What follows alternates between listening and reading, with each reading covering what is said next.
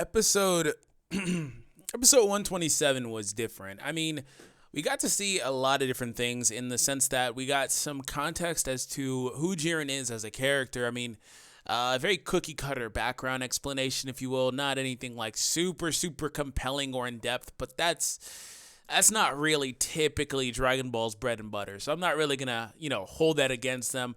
But it is nice to know things about the characters that we're watching weekly, right? So it's pretty cool to see that. Another thing that we did see is we got to see Android 17 make a very, as he would say, human sacrifice in this episode. So actually a lot happened. This is a very impactful episode, and it set up a lot of different things. So let's go ahead and talk about it. I hope you guys enjoy it. Subscribe if you're new.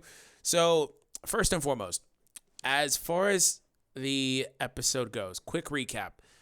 The episode begins with Jiren powering up, a lot of like fiery aura, and I really love that actually. It looks really aesthetically pleasing. Jiren looks like a beast. And Android 17, Goku, and Vegeta do rush Jiren for the large part. They wind up getting humbled, although nobody gets humbled as badly or as quickly as Frieza, because Frieza shows up towards the later half of this, after we've seen a little bit about Jiren, I believe. But nonetheless, Frieza does show up, and he's like, oh, you know what? Screw the rules. I'm going to kill you. And he gets humbled.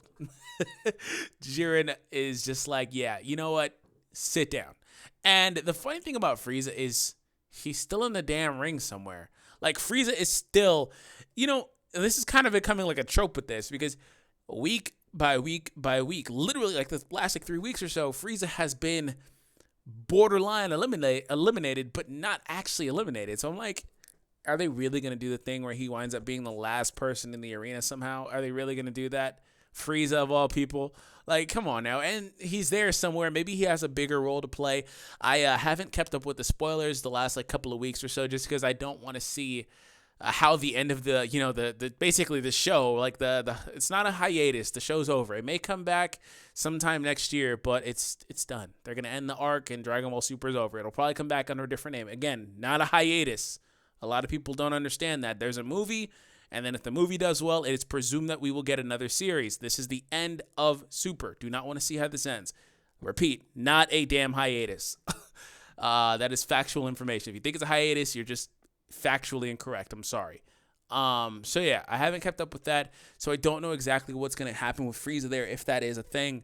But regardless, right? Frieza's just hanging out. So the fact that in the middle of all this, Belmont takes a moment to explain that Jiren, long story short, Jiren was, your stereotypical, I guess, superhero. Right, that's a normal background. He had a position. He was in a position where relatives were killed. His parents were killed by an evildoer. He basically tries to hunt down the evildoer, tries to fight him time and time again. He fails, and then ultimately he winds up using allies with him. They either perish in the battle or just simply refuse to go fight with him in the future. And Jiren says, you know what, screw it. Power is absolute. Power is all that matters. And he goes 100%. I'm going to just focus on training. And that is why Jiren is obsessed with strength to this day. That is why he is who he is, because the only thing that he can rely on is power. He said, screw trust and all of that. And Android 17 called him on his BS. And he said, we were just using those people. And it's true. He really was. So it's like, he was using them to exact his revenge in a way. So Jiren is he's okay. He's not, like I said, he's not a super compelling character, but I do think that it's pretty interesting, a mindset to say, you know what, screw it. All I care about is power, because power is the only thing that cannot be denied in this world, which, that makes sense in a world like Dragon Ball, right? Another thing, just in this same scenario where Belmont is explaining this, Jiren shows the ultimate sign of disrespect to Belmont. He was like, that's enough out of you, Belmont. He didn't say Sama. He didn't say anything endearing. He just said that's enough. Because, of course, we know that Jiren he's in a position where he's stronger. And Jiren is, of course, I think there's no way to rebuke this at this point, especially, like I said, the show being in its last few episodes, the climax. There's not really a way to rebuke the fact that Jiren is the mortal that they foreshadowed literally like a year ago in real time. Real lifetime, that is stronger than the god of destructions, and it's like, or a god of destruction, and that's Jiren. So like Jiren, of course, he's like, I just found that funny. He's like, no sense of endearment at all. He just was like, shut up. So Android 17. Let's move over to Android 17. So Android 17 is actually like, he surprised me, man. So last week, let me say with this. Last week, I made a statement in the beginning of my review, and it got misconstrued. I will say, not screwed, construed, whatever. But I will say that some people took it the wrong way, pretty much. I said, I don't know why Android 17 is here when Gohan could be there and he could be doing these things. I'm not saying, I wasn't advocating for, like, for example, 17 should have been removed and Gohan should be there. That's not what I was saying. I was saying Gohan could fill a role in the final, few minutes of this tournament. He could have been there and done something.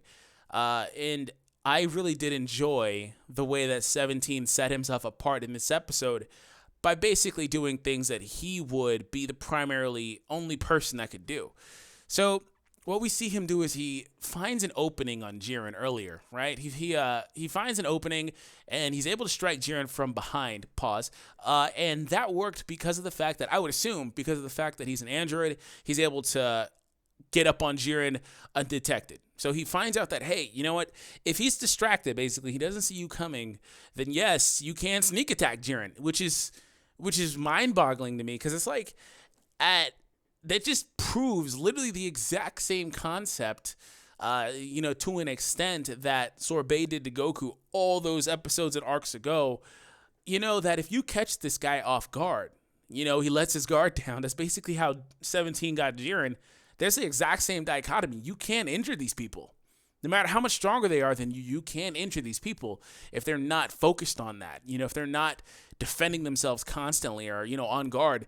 And he caught him off guard, which makes a lot of sense to me. I really did like that kind of comparison there if you look at it that way. Because, again, so many people were mad at, like, how can Goku go down to a ray gun? Of course, that is still kind of like, whatever. This freaking finger ray gun thing. But 17 packed a wallop in his blast, apparently. They said, you got to use a really big, powerful blast, is what Goku says.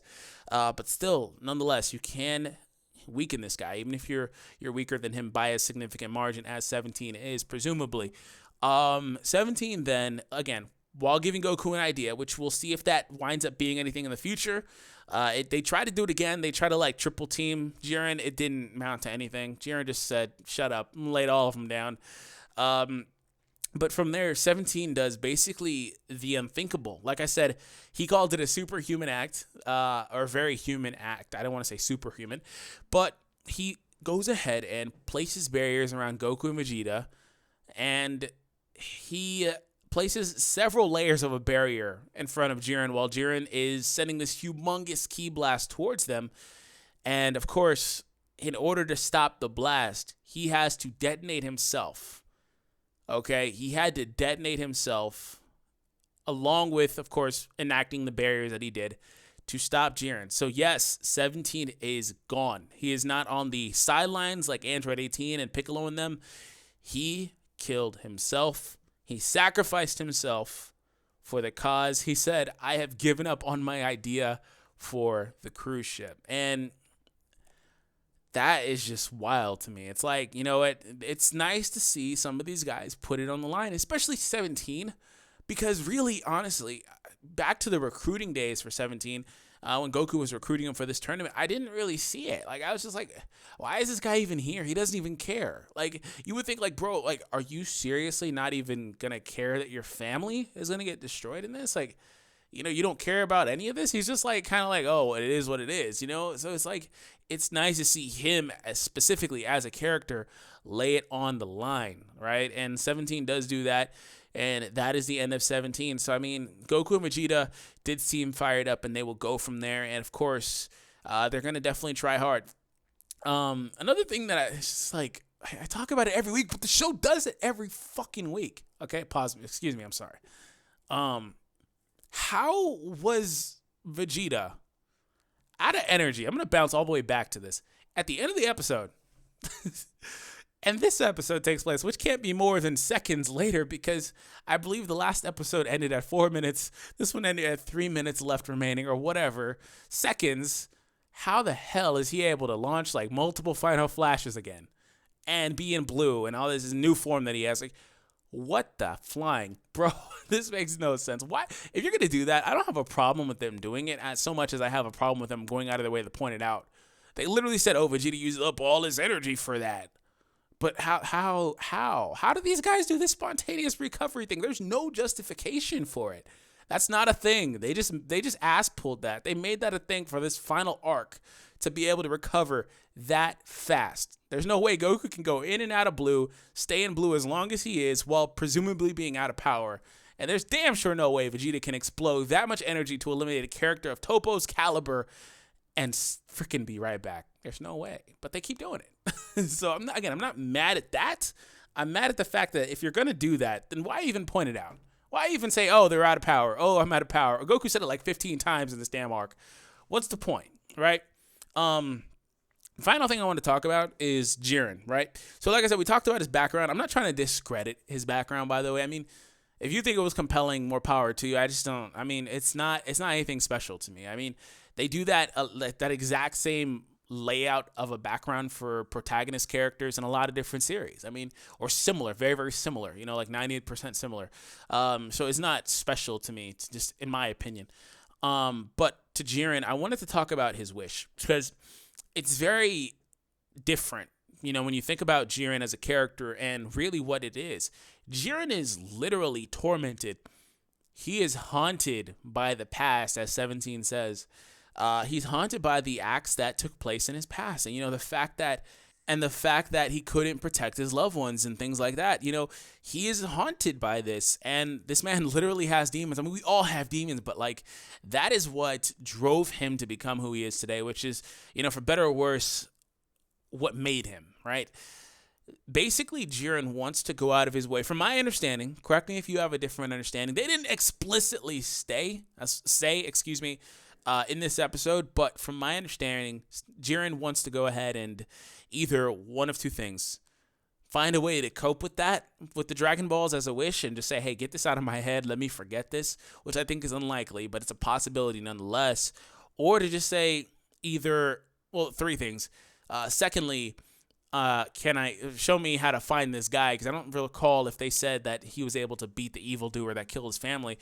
Or last, just bring him back to life, He wants to do one of those few things, and the Dragon Balls are a commodity in Universe 7, but I think it's beyond obvious at this point that they're not a commodity anywhere else. I mean, maybe Universe 6, because that's the mirror universe, but these Dragon Balls and the Super Dragon Balls reside in Universe 6 and 7, so this must be like a brand new thing for these guys as a concept. They're like, wait, you can wish people back to life?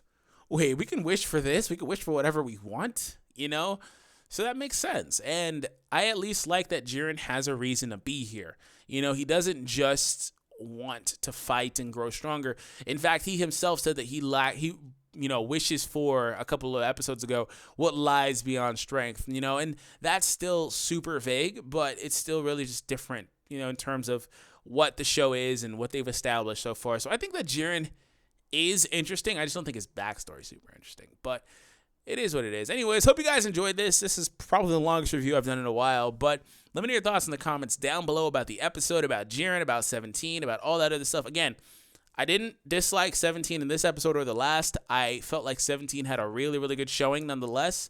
So if you misunderstood my statement last week, all is forgiven. But regardless, I appreciate you guys and the support. Take it easy.